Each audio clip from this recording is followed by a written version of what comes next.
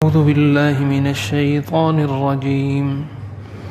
بسم الله الرحمن الرحيم. الحمد لله رب العالمين الرحمن الرحيم مالك يوم الدين إياك نعبد وإياك نستعين اهدنا الصراط المستقيم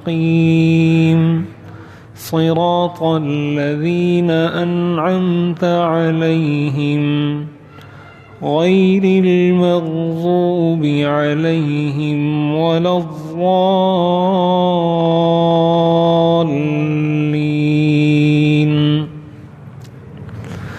ترجمہ: الحمد للہ رب العالمین، تمام تعریفیں اللہ کے لیے ہیں جو تمام جہانوں کو پالنے والا ہے۔ الرحمن الرحیم، جو سب پر مہربان ہے، بہت مہربان ہے۔ مالک یوم الدین، مالک ہے بدلے کے دن کا۔ ایاک نعبد، ہم تیری ہی عبادت کرتے ہیں۔ وَإِيَّاكَ نَسْتَعِينُ، اور تجھ ہی سے مدد مانگتے ہیں۔ اهْدِنَا الصِّرَاطَ الْمُسْتَقِيمَ، ہمیں سیدھے راستے کی ہدایت عطا فرما۔ صِرَاطَ الَّذِينَ أَنْعَمْتَ عَلَيْهِمْ، ان لوگوں کا راستہ جن پر تو نے انعام کیا۔ غَيْرِ الْمَغْضُوبِ عَلَيْهِمْ وَلَا الضَّالِّينَ، نہ کہ ان لوگوں کا راستہ جن پر غضب کیا گیا، اور نہ ہی بھٹکے ہوئے لوگوں کا راستہ۔ سورہ فاتحہ کو علماء نے لکھا ہے کہ سورہ فاتحہ پورے قرآن کریم کا خلاصہ ہے، اور قرآن کریم کی سورہ فاتحہ کی یہ جو آیت ہے ایاک نعبد و ایاک نستعین، علماء نے لکھا ہے یہ پوری سورہ فاتحہ کا خلاصہ ہے۔ پورے قرآن کا خلاصہ سورہ فاتحہ میں ہے، اور پوری سورہ فاتحہ کا خلاصہ اس آیت میں ہے ایاک نعبد و ایاک نستعین۔ اس کا ترجمہ ہے کہ ہم تیری ہی عبادت کرتے ہیں، ہم صرف تیری عبادت کرتے ہیں اور صرف تجھ سے مدد مانگتے ہیں۔ پچھلی 3 آیات کے اندر اللہ تعالیٰ نے ذکر کیا کہ اللہ رب العالمین ہے، اللہ الرحمن الرحیم ہے، مالک یوم الدین ہے۔ تو عقیدہ آخرت کا تذکرہ کیا گیا کہ ایک دن تم نے مرنا ہے، اور مرنے کے بعد دوبارہ اٹھنا ہے، اور پھر حساب کتاب دینا ہے اپنے کیے کا۔ تو جب یہ عقیدہ اسلام کا بنیادی عقیدہ ہے، اب سوال یہاں پر یہ پیدا ہوتا ہے کہ اگر ہم نے قیامت کے دن جواب دینا ہے تو پھر ہم اس کی تیاری کیسے کریں کہ ہم قیامت کے دن روز جزا کو کامیاب ہو سکیں۔ جب یہ دن اٹل ہے اور حقیقت ہے کہ ایک دن ہم نے اللہ کے سامنے پیش ہونا ہے، اور کسی نے جنت میں اور کسی نے جہنم میں جانا ہے، تو پھر ہم کیا کریں اور کیسے کریں تاکہ ہم قیامت کے دن کامیاب لوگوں میں سے قرار پائیں اور اللہ تعالی ہمیں بھی جنتیوں میں شامل فرما دیں۔ تو اس آیت کے اندر وہ ضابطہ، وہ اصول بتایا گیا ہے، وہ اصول اور قانون بتایا گیا ہے ایک انسان کو زندگی گزارنے کا، کہ اگر کامیاب زندگی گزارنا چاہتے ہو اور مرنے کے بعد کی زندگی میں بھی کامیابی چاہتے ہو، اس کا فارمولہ یہ ہے ایاک نعبد و ایاک نستعین۔ یہ فارمولہ، یہ ضابطہ، یہ قانون جو اپنی زندگی پر اپلائی کر لے، جو اپنی زندگی پر لاگو کر لے، اس قانون کو جو شخص اختیار کر لے، اس کا مطلب یہ ہے کہ یوم الدین اور بدلے کے دن اس کو کامیابی نصیب ہوگی۔ گویا یہ کامیابی کا نسخہ ہے، ایاک نعبد و ایاک نستعین۔ سورہ فاتحہ کو جو خلاصہ قرآن کہا جاتا ہے، اس کی بنیادی وجہ یہ ہے۔ یہ جو آیت ہے اس کے اندر انسان کو سب کچھ بتا دیا گیا۔ اس ایک آیت میں انسان یہ وعدہ کرتا ہے اللہ تعالیٰ سے، یہ اقرار کرتا ہے کہ میں نے اپنی زندگی شریعت کے مطابق گزارنی ہے.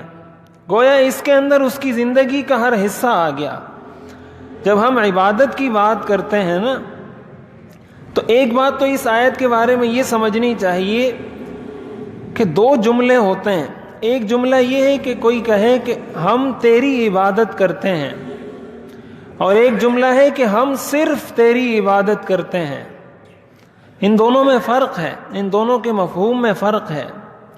ہم تجھ سے مدد مانگتے ہیں، ہم صرف تجھ سے مدد مانگتے ہیں.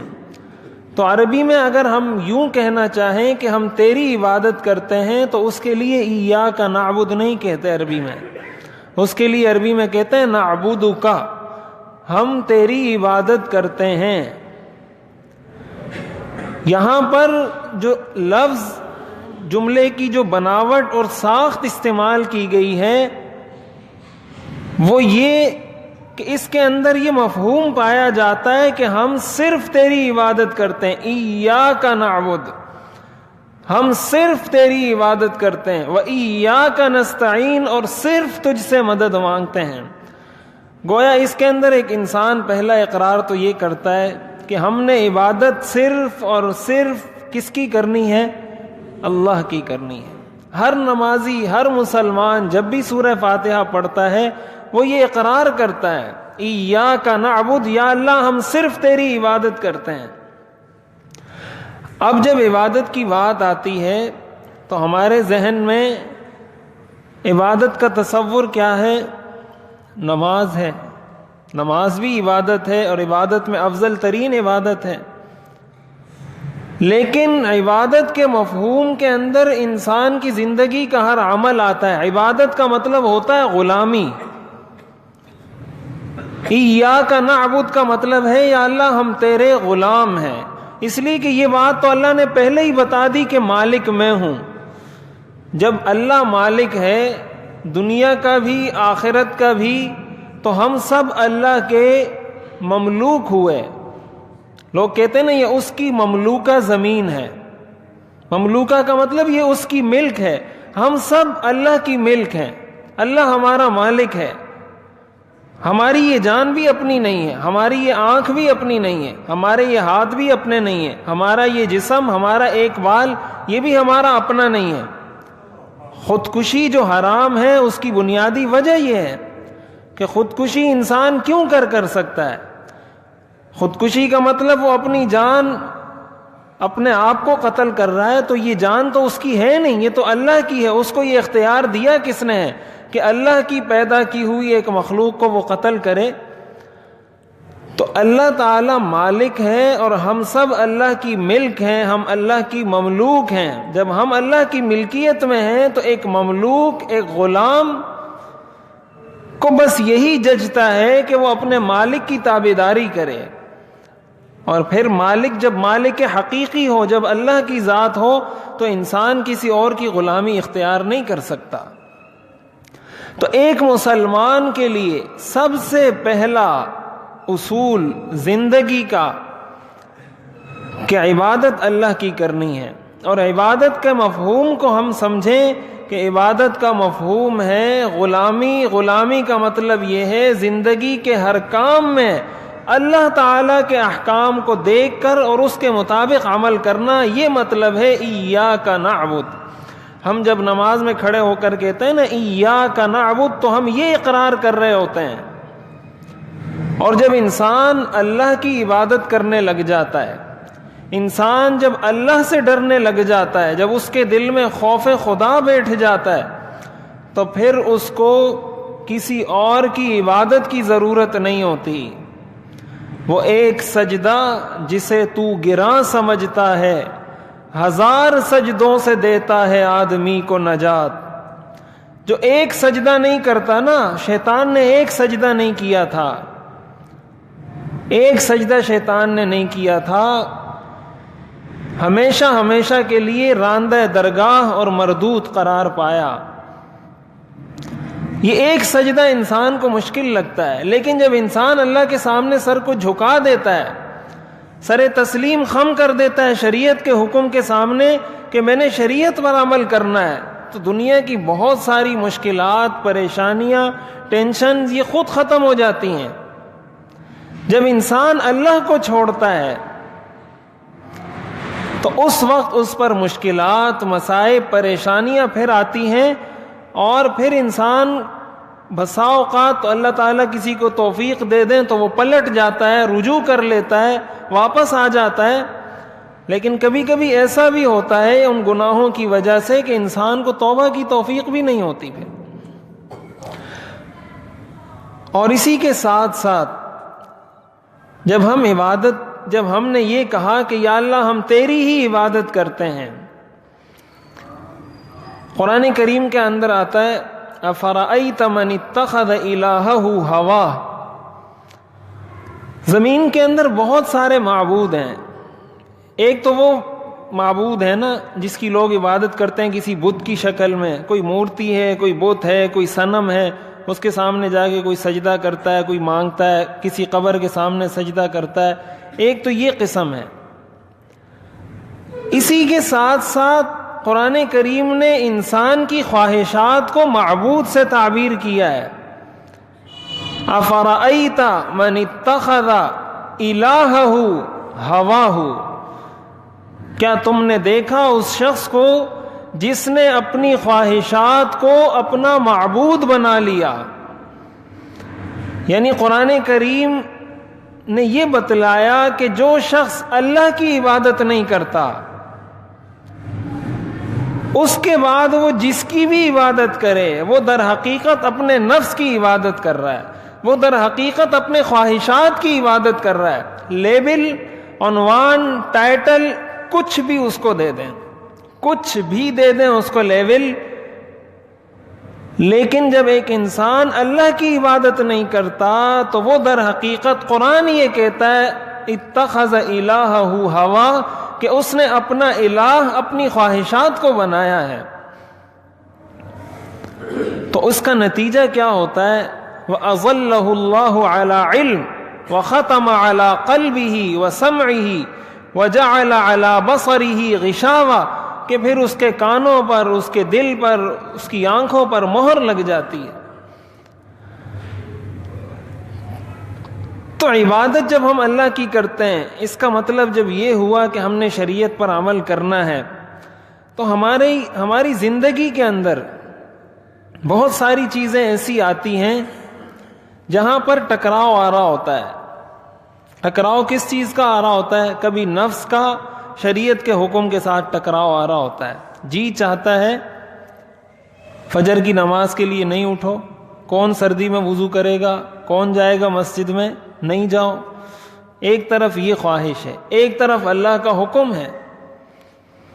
اب یہاں پر یہ ٹکراؤ آ رہا ہے۔ یہاں انسان دیکھے کہ وہ کس کو ترجیح دے رہا ہے، وہ کس جانب وہ جھک رہا ہے، کس پر وہ عمل کر رہا ہے۔ اسی طرح معاشرتی زندگی کے اندر ہمارے ہاں جب شادی بیاہ کی تقریب ہوتی ہے تو نہ جانے کتنی غیر اسلامی، غیر شرعی رسومات ہمارے معاشرے میں رائج ہو چکی ہیں، طرح طرح کی غیر شرعی، غیر اسلامی رسومات۔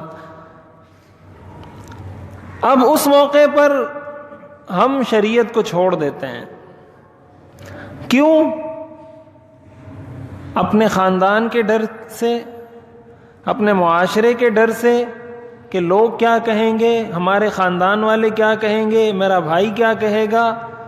ان چکروں میں آ کر جو شریعت کا حکم ہوتا ہے اس کو ہم پیچھے ڈال دیتے ہیں، پسے پش ڈال دیتے ہیں، اور جو معاشرے کا کلچر ہوتا ہے، جو خاندان کا کلچر ہوتا ہے، کوئی ڈانس پارٹی کرتا ہے تو کوئی گانے بجاتا ہے تو کوئی کیا کرتا ہے، تو طرح طرح کی چیزیں ہوتی ہیں۔ تو ایسے موقع پر ہم شریعت کو پیچھے چھوڑ دیتے ہیں، اپنی خواہش کو، اپنے معاشرے کو آگے لاتے ہیں، گویا ہم نے معاشرے کو معبود بنایا ہے، ہم معاشرے کی بات مان رہے ہیں، ہم معاشرے کی غلامی کر رہے ہیں، ہم اپنے کلچر، اپنی ثقافت، اپنی تہذیب کی غلامی کر رہے ہیں، اللہ کی غلامی ہم نہیں کر رہے۔ قرآن حدیث شریف میں تو حضور علیہ الصلوۃ والسلام نے یہ ارشاد فرمایا، لا طاعت لمخلوق فی معصیت الخالق، اللہ کی نافرمانی کا کوئی کام اگر کہے تو کسی کی اطاعت جائز نہیں. بیٹے کے لیے جائز نہیں کہ باپ کی بات مانے اگر باپ کسی ناجائز کام کا کہہ رہا ہے. بیوی کے لیے جائز نہیں کہ اپنے شوہر کی بات مانے اگر شوہر کسی ناجائز کام کا کہہ رہا ہے. کسی انسان کو شریعت نے اس بات کی اجازت نہیں دی ہے کہ کسی کے بھی غیر اسلامی حکم کو مانا جائے. کوئی حکومت اگر غیر اسلامی قانون نافذ کرتی ہے، شریعت اس بات کی اجازت نہیں دیتی کہ حکومت کے اس قانون پر عمل کیا جائے. اس کے معاملے میں شریعت کا موقف، شریعت کا نظریہ بالکل واضح ہے، دو ٹوک ہے. خلاف شریعت کوئی بھی حکم ہو وہ قابل رد ہے، اس پر عمل نہیں کیا جا سکتا، کسی مسلمان کے لیے وہ قابل قبول نہیں ہو سکتا. لیکن ہم خلاف شریعت بات کو لے لیتے ہیں. یعنی اس سے بڑھ کر کیا ہوگا کہ والدین کے اتنے احسانات ہیں، والدہ کے اتنے احسانات ہیں، والد کے اتنے احسانات ہیں. قرآن کریم نے جا بجا والدین کے احسانات کا تذکرہ کیا ہے. حضرت سعد بن ابی وقاص رضی اللہ تعالی عنہ نے جب اسلام قبول کیا تو ان کی والدہ نے کہا کہ میں اس وقت تک روٹی نہیں کھاؤں گی جب تک تم دوبارہ اسلام کو چھوڑ کر دوبارہ پرانا مذہب اختیار نہیں کر لو. میں روٹی نہیں کھاؤں گی، میں کھانا نہیں کھاؤں گی. اور نکل کر باہر بیٹھ گئی کہ میں سایہ نہیں لوں گی، میں کسی سائے میں نہیں بیٹھوں گی، کوئی کھانا نہیں کھاؤں گی، پانی نہیں پیوں گی، یہاں تک کہ تم مذہب اسلام کو چھوڑ کر دوبارہ پرانا مذہب اختیار کر لو. حضرت سعد رضی اللہ تعالیٰ عنہ حضور علیہ الصلاۃ والسلام کے پاس آئے کہ میری والدہ نے مجھے یہ کہا ہے اور انہوں نے کہا ہے کہ میں نے کچھ کھانا پینا نہیں ہے، میری بھوک ہڑتال ہے جب تک تم دوبارہ اپنے مذہب، پرانے مذہب پر نہیں آتے. قرآن کریم کی آیات نازل ہوئی، وَإِن جَاهَدَاكَ عَلَىٰ أَن تُشْرِكَ بِي مَا لَيْسَ لَكَ بِهِ عِلْمٌ فَلَا تُطِعْهُمَا، کہ اگر تمہارے والدین تمہیں شرک کرنے کا کہیں، تمہارے والدین تمہیں یہ کہیں کہ کفر اختیار کر لو، اسلام کو چھوڑ دو، قرآن نے صاف کہا ہے لا تطعہما، ان کی بات مت ماننا. وصاحبہما فی الدنیا معروفا، یہ الگ بات ہے کہ وہ تمہاری والدہ ہے یا تمہارا والد ہے تو دنیا میں اس کا احترام، اس کا ادب، اس کے ساتھ اچھا معاملہ کرنا، اس کی خدمت کرنا، یہ تو ہر صورت میں لازم ہے، چاہے وہ کافر ہو، چاہے وہ فاسق ہو، چاہے وہ مسلمان ہو. اپنے والدین کی خدمت کرنا، ادب کرنا، احترام کرنا، یہ تو ہر حال میں لازم ہے. لیکن ان کی یہ بات کہ تم مشرک بن جاؤ، تم کافر ہو جاؤ، لا تطعہما، اس کے ماننے کی اجازت نہیں. حضرت سعد رضی اللہ تعالی عنہ نے جا کر اپنی والدہ کو یہ آیت سنا دی کہ ہمیں تو یہ حکم دیا گیا ہے کہ والدین اگر شرک کرنے کا کہیں تو شرک مت کرو، لہٰذا آپ بھوک ہڑتال کرتی ہیں، آپ سائے میں نہیں بیٹھتی، آپ کی مرضی، میں اس مذہب کو نہیں چھوڑ سکتا. انہوں نے نہیں چھوڑا. تو ہم میں سے اگر کوئی شخص ہوتا، ہم لوگ بسا اوقات کہتے ہیں نا کاش ہم حضور علیہ الصلاۃ والسلام کے زمانے میں ہوتے. ہمارے بزرگوں نے لکھا ہے کہ اگر ہم اس زمانے میں ہوتے نا تو نہ جانے ہم کس درجے کے کافر ہوتے اس زمانے میں. جو قربانیاں صحابہ نے دی ہیں، جو جفا کشی صحابہ کرام رضوان اللہ علیہ مجمعین، جو اطاعت کا جذبہ، جو اسلام کے سامنے سر تسلیم خم کرنے کا جذبہ صحابہ میں تھا، ہم سوچ نہیں سکتے. ہم تو اپنی ایک چھوٹی سی کسی معاشرے کا کوئی ایک روایت ہو کہ یہ کام ہمارے ہاں شادی میں ہوتا ہے تو اچھا خاصا دیندار آدمی وہ بھی وہاں پر فیل ہو جاتا ہے، وہ بھی وہاں پیچھے ہٹ جاتا ہے. کہاں یہ کہ اگر والدہ کہہ دیتی کہ میں کھانا نہیں کھاؤں گی جب تک تم مشرک نہ بن جاؤ. اور ہمارے ہاں ایک مسئلہ یہ بھی ہے کہ بسا اوقات خلاف شریعت بات کو یوں بنا کر پیش کیا جاتا ہے مذہب اسلام کے خلاف پروپیگنڈا کرنے کے لیے. مثال کے طور پر آج کے دور میں اگر کوئی والدہ اپنے کسی بچے کو یہی جملہ کہے اور وہ نہ کرے تو ہمارا میڈیا کیا کرے گا؟ آپ کا کیا خیال ہے؟ ہمارے جو چینل ہیں، نیوز چینل، وہ کیا دکھائیں گے میڈیا پر کہ اسلام کیسا مذہب ہے؟ آپ کے ذہن میں کیا ہے؟ وہ اس کا کون سا چہرہ اسلام کا امت کو، قوم کو دکھائیں گے؟ تصور نہیں کر سکتے ہم. اس لیے کہا جاتا ہے کہ علماء سے جڑنا چاہیے، اسی لیے کہا جاتا ہے مسجد سے جڑنا چاہیے. آج کے دور میں اگر کوئی والدہ کسی کو یوں کہہ دے اور بیٹا یہ کہہ دے کہ نہیں اسلام مجھے اس بات کی اجازت نہیں دیتا، یا کوئی بیٹا اپنے والد کو یہ کہہ دے کہ بھائی اس چیز کی اسلام میں اجازت نہیں ہے، اس کا تو ایک تماشا بنا دیا جاتا ہے. کہتے ہیں یہ بڑا مولانا آیا ہے، یہ بڑا صوفی آیا ہے، یہ بڑا نیک آیا ہے، یہ بڑا فلاں آیا، یہ بڑا متقی بن گیا. اس طرح کے تانے دیے جاتے ہیں. ہم ذرا یہ غور کریں کہ وہ بات کرنے والا بھی مسلمان ہے، تانے دینے والا بھی مسلمان ہے، اور تانے کس پر دیے جا رہے ہیں؟ شریعت کے حکم پر. اس کے اندر اس بات کا بھی دخل ہے، یہ بات بھی ہمیں پتہ ہونی چاہیے. ہمارے معاشرے میں مسئلہ یہ بے اعتدالی دونوں طرف سے ہے کہ اگر آپ نے کوئی حق بات کرنی ہے تو اس کا طریقہ بھی صحیح ہونا چاہیے. ہمارے ہاں جب کوئی نیک بنتا ہے نا تو وہ پھر یہ سمجھتا ہے کہ میرے علاوہ سارے فاسق فاجر ہیں. کوئی کسی ایک شعبے میں جاتا ہے تو وہ سمجھتا ہے کہ میرے شعبے کے علاوہ یہ سارے فاسق فاجر ہیں. یہ بھی ہمارے معاشرے کا المیہ ہے. اگر کوئی کسی نیک راستے پر ہے، کوئی اچھے راستے پر ہے، اس کو پتہ ہے کہ یہ ثواب ہے، یہ گناہ ہے، تو جب وہ بات کرے اپنے والد سے، اگر وہ بات کر رہا ہے اور اس کو یہ سمجھانے کی کوشش کر رہا ہے کہ یہ غلط ہے، تو یہ رتبہ اس کو پتہ ہونا چاہیے کہ میں اپنے والد سے بات کر رہا ہوں. اس کے ذہن میں یہ نہیں ہو کہ میں اپنے بچے سے بات کر رہا ہوں. شریعت بدتمیزی کی، بد اخلاقی کی، اس کی اجازت شریعت نہیں دیتی کہ آپ نے حق بات کرنی ہے تو اب آپ والد کے ساتھ بدتمیزی شروع کر دو، اپنی والدہ کے ساتھ بد اخلاقی شروع کر دو، ان کو ڈانٹنا شروع کر دو. ایک طرف یہ بھی گناہ ہے، یہ گناہ کبیرہ ہے.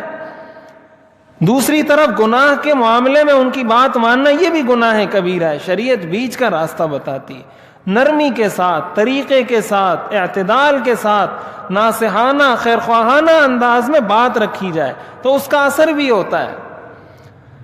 جب بیٹا اپنے باپ کے سامنے تڑی دکھا کر بات کرے گا، غصے میں بات کرے گا، جذبے میں بات کرے گا، تو وہ چاہے جتنی حق بات ہی کیوں نہ ہو وہ نہیں مانے گا.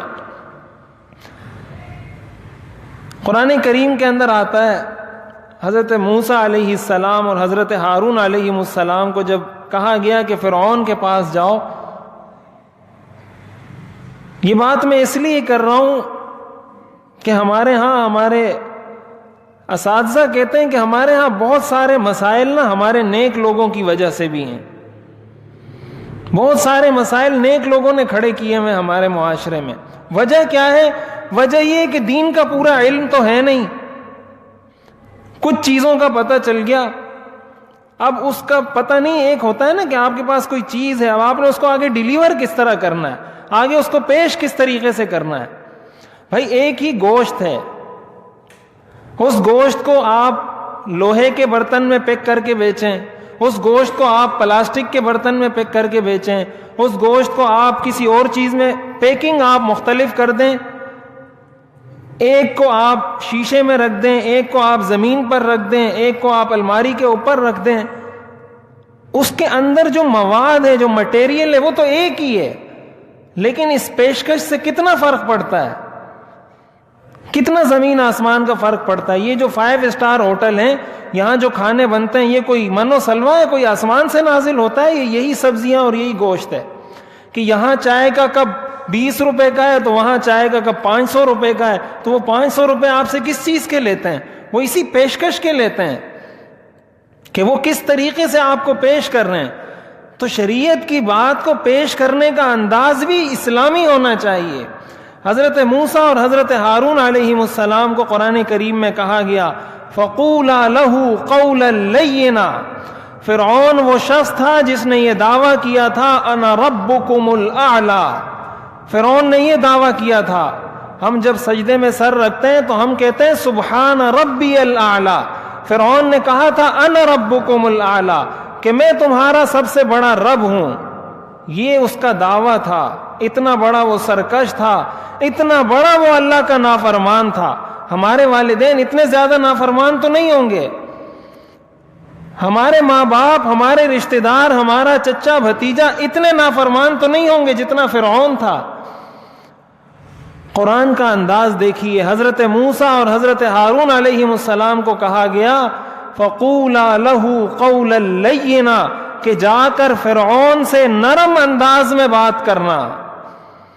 اور آگے کہا گیا لَعَلَّهُ يَتَذَكَّرُ أَوْ يَخْشَى شاید وہ نصیحت حاصل کر لے, شاید اس کے دل میں خدا کی خشیت آ جائے. اللہ کو پتا تھا کہ اس نے مسلمان نہیں ہونا. اللہ کے علم میں تھی یہ بات کہ اس نے مسلمان نہیں ہونا. اس کے باوجود حضرت موسیٰ کو کہا جا رہا ہے کہ بات نرم انداز سے کرنا, بات سلیقے سے کرنا, تمیز سے کرنا, اچھے انداز سے کرنا, اچھے اخلاق سے کرنا. ہمارے علماء, ہمارے اکابر فرماتے ہیں, حضرت مفتی محمد شفیع صاحب رحمۃ اللہ علیہ نے لکھا ہے کہ ہمارا مخاطب جس کو آپ خیر کی بات بتانا چاہ رہے ہیں, چاہے وہ والد ہے, بھائی ہے, بیٹا ہے, جو بھی ہے, ہمارا مخاطب فرعون سے بڑا گمراہ نہیں ہو سکتا. ہمارا مخاطب فرعون سے بڑا گمراہ نہیں ہو سکتا. اور ہم حضرت موسیٰ سے بڑے مصلح نہیں ہو سکتے. ہم حضرت موسیٰ علیہ السلام سے زیادہ نیک نہیں ہو سکتے. ہم حضرت موسیٰ علیہ السلام سے زیادہ اللہ کے تابعدار نہیں ہو سکتے. جب موسیٰ علیہ السلام جیسے پیغمبر اور رسول کو فرعون جیسے سرکش اور کافر کے سامنے بات کرتے وقت یہ حکم دیا گیا کہ اس کے ساتھ اچھے طریقے سے بات کرنا, تو کیسے ہمارا آج کا نوجوان جب وہ نماز پڑھنے لگ جاتا ہے تو اپنے والد سے کیسے بدتمیزی شروع کر دیتا ہے, اور پھر اس بدتمیزی کو اسلام کا نام کیسے دینا شروع کر دیتا ہے. وہ یہ بھی ہمارے معاشرے کا المیہ ہے کہ ہم حق بات تو کرتے ہیں لیکن ہمارا طریقہ حق نہیں ہوتا. جب طریقہ حق نہیں ہوگا, علماء نے لکھا ہے حق بات حق طریقے سے, حق نیت سے ہو تو اثر کرتی ہے.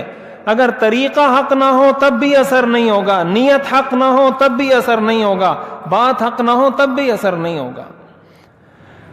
تو میں یہ عرض کر رہا تھا, یہ تو ضمناً بات آ گئی, اصل میں یہ عرض کر رہا تھا, اس پر انشاءاللہ مزید اگلے درس میں بات کروں گا کہ ہم اپنے معاشرے کے کلچر کو دیکھیں کہ اگر ہمارے ہاں فلاں تقریب میں یہ رواج ہے, یہ رسم ہے, ہم یہ سوچیں کہ ہم مسلمان ہیں, ہم یہ اقرار کرتے ہیں ایاک نعبد, یہ اقرار ہم جھوٹا تو نہیں کرتے کہیں.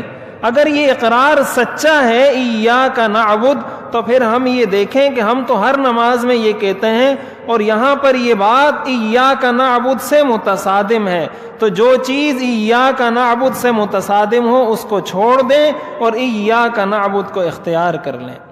اس طریقے سے اگر ہم زندگی گزاریں گے تو اس کا مطلب ہوگا کہ ہم اس وعدے کی پاسداری کر رہے ہیں. اللہ تعالی ہمیں عمل کرنے کی توفیق عطا فرمائے. ترجمہ کرتے ہیں اور پھر دعا کرتے ہیں. الحمدللہ رب العالمین, تمام تعریفیں اللہ کے لیے ہیں جو تمام جہانوں کو پالنے والا ہے. الرحمن الرحیم, جو سب پر مہربان ہے, بہت مہربان ہے. مالک یوم الدین, جو مالک ہے بدلے کے دن کا. ایاک نعبد, ہم تیری ہی عبادت کرتے ہیں. وایاک نستعین, اور تجھ ہی سے مدد مانگتے ہیں. اہدنا الصراط المستقیم, ہمیں سیدھے راستے کی ہدایت عطا فرما. صراط الذین انعمت علیہم, ان لوگوں کا راستہ جن پر تو نے انعام کیا. غیر المغضوب علیہم ولا الضالین, نہ کہ ان لوگوں کا راستہ جن پر غضب کیا گیا اور نہ ہی بھٹکے ہوئے لوگوں کا راستہ. الحمدللہ رب العالمین, والصلاة والسلام علی رسولہ محمد وآلہ واصحابہ اجمعین. ربنا آتنا فی الدنیا حسنہ وفی الآخرۃ حسنہ وقنا عذاب النار۔ یا اللہ ہم سب کے صغیرہ کبیرہ گناہوں کو معاف فرما۔ یا اللہ ہم سب کو اپنی رضا نصیب فرما۔ قرآن کریم پر عمل کرنے کی توفیق عطا فرما۔ حضور علیہ الصلاۃ والسلام کا سچا عشق نصیب فرما۔